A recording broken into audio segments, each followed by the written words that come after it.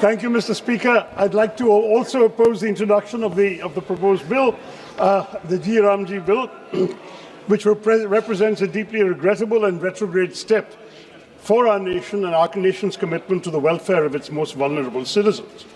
My first objection, Mr. Speaker, as with others, is the ill-advised decision to remove the name of the father of the nation for the reasons already given, which I will not repeat. But this is not just an administrative tweak, sir. It's an assault on the very spirit and philosophical foundation of this crucial program. Mahatma Gandhi's vision of Ram Rajya was never a purely political program.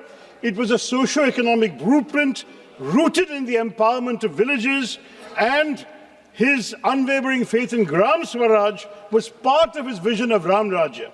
So the original act, by bearing his name, acknowledged this profound connection that true employment guarantee and upliftment must flow from the grassroots, embodying his principle of the last man first. To remove the name Mahatma Gandhi is to strip the bill of its moral compass and its historical legitimacy, and then to have two languages in the title, just to make the acronym G is not just a violation of Article 348, as pointed out in the previous discussion, but it also reminds me of a lyric from my childhood, sir. मेरे बचपन में ये गाते थे, देखो ये दीवानो ये काम मत करो, राम का नाम बदनाम मत करो. And in this particular case, it's a real... Sir, we must also seriously question the legislative intent behind the financial restructuring proposed in the bill. The proposal to impose 40% of the financial burden directly onto the state governments is not just fiscally irresponsible, it's a measure that threatens to make the entire program unviable, sir.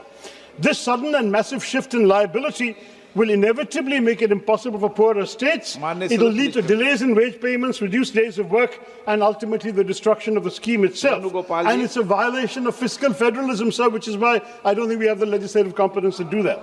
Finally, sir, it also makes it contingent upon executive notification. It allows the union to decide, sir, when and where the scheme will operate.